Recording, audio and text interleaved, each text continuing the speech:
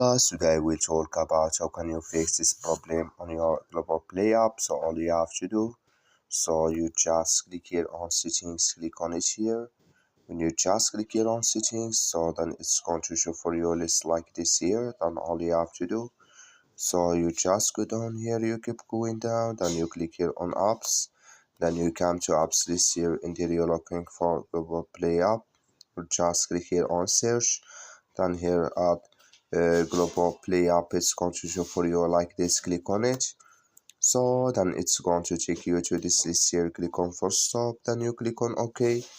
Then you go down, just click here on storage. Come to storage list here. Just click here on clear cache. Then all you have to do, so you just go to your Play Store. Click on it. Then here you search for Globoplay app. It's going to show for you like this. You will find here update. Click on it, and it's going to work with you. That's all you have to do. Thank you for watching. Don't forget to support us by liking, subscribe.